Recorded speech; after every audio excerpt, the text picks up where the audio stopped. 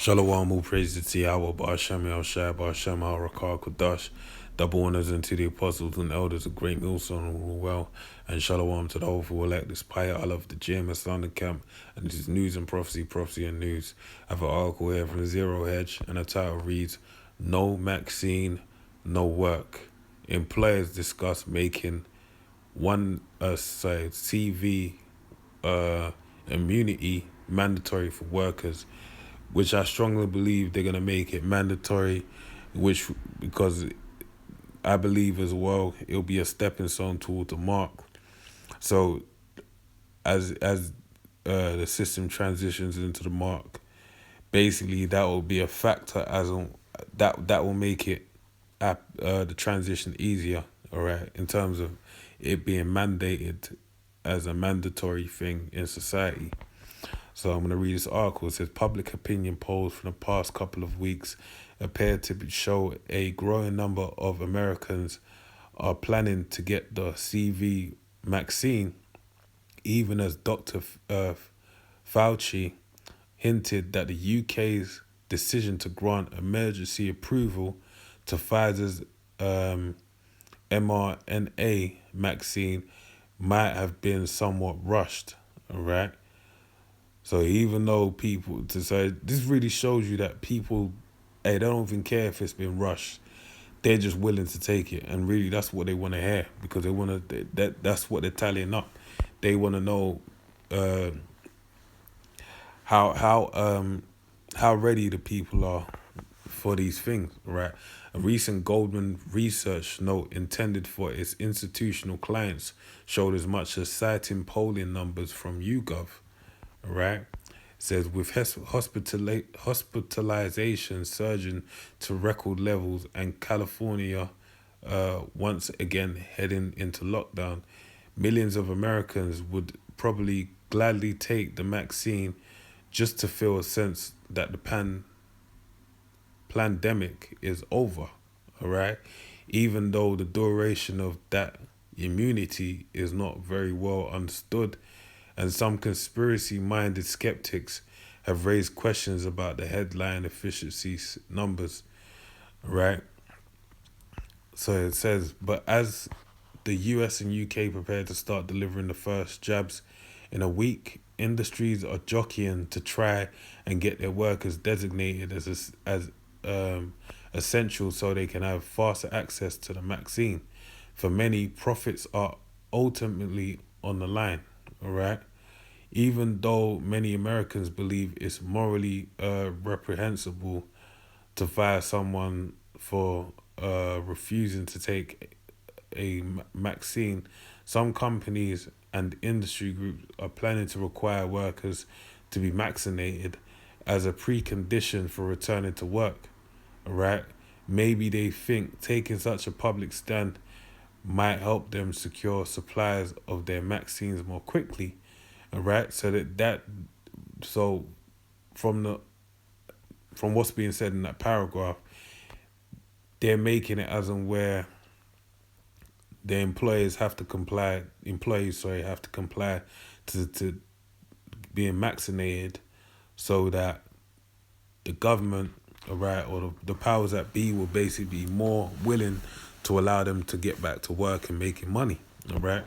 Whatever the reason, even for white collar workers who have been comfortably ensconced in their homes, apartments for the last 9 months, the subtext is pretty clear. No vaccine, no work, all right? So even for them, and they could really just stay isolated in their house forever, it still applies to them, all right? Here's more from the Hill. Companies will soon face a tough decision about whether to require their employees to get vaccinated for CV19 as a condition for returning to work.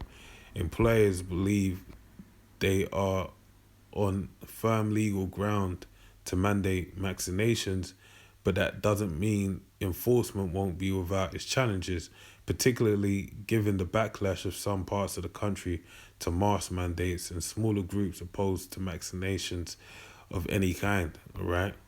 So it says, however, many corporations might soon find that their workers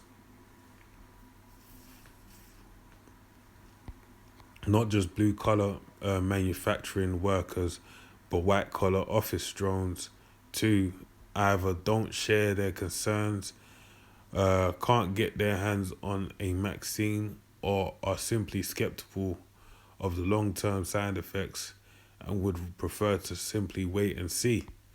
Fortunately for these workers, US law offers a way to push back. All right. Companies can require it, yes, but they may bump up against legal limits. CV is such uncharted territory that as we see employers acting,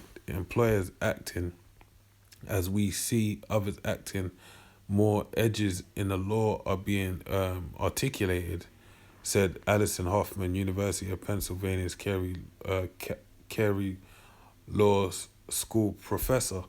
Some business groups are starting to get out in front of the issue by voicing public support for vaccine requirements. Jade Timmons, CEO of the National Association of Manufacturers, stressed that the vaccine is needed to protect essential personnel, including manufacturing workers, and that his group would back member companies implementing vaccination requirements, right? Um,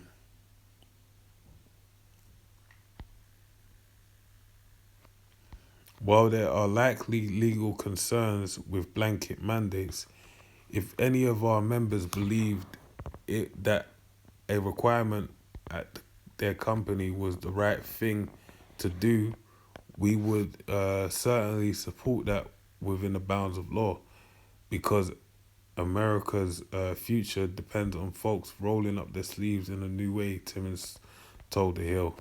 The legal limits that employers could run up against are related to the American Disabilities Act, or ADA, and Title VII of the Civil Rights Act of 1964, which allow for employee vaccination exemptions under certain health and religious reasons. All right? But not to say that they can, even though that can be utilized, not to say that the law can't be changed in these times, okay? They can't basically bring emergency laws into effect. The Employment Opportunity Commission, EEOC, in March said an employer covered by the ADA and Title VII can't compel all of its employees to take a vaccine. The Commission continues to closely monitor the developments of a CV19 vaccine and is actively evaluating for how potential vaccine would interact with employers' obligations under the Americans with Disabilities Act, Title VII of the Civil Rights Act of 1964, and other laws the Commission enforces. Christina Saar Nizer of EEOC spokeswoman told The Hill. All right. Last week, Joe Biden, who vowed during the debates to make masks mandatory nationwide, switched it up and said he wouldn't make vaccines mandatory for everyone, I'm guessing, just like he wouldn't demand vaccinations be made mandatory. The UK's Boris Johnson has pledged not to mandate vaccinations, and other world leaders have as well. But let's back up for a second. Some kind of federal edict mandating vaccinations isn't the only method of coercing the entire population to accept them. Oftentimes, political leaders, for whatever their reasons, will opt instead for a more subtle approach. Right? If those who refuse to get the vaccine can't work, can't shop, and are effectively excluded from society, then can we honestly say that vaccinations are really voluntary, right? And what does it mean when for workers who simply find themselves shut out as the rich and connected shove their way to the front of the line, right? That's basically what's happening. So I'm gonna end on this scripture. right? Because this is really an article. Oh, slut. That article embodies this scripture right here, right? And really, this is setting up the image. This is part of the image of the beast, the tail end of it, which is really alley-ooping, a layup for a layup for the mark of the beast.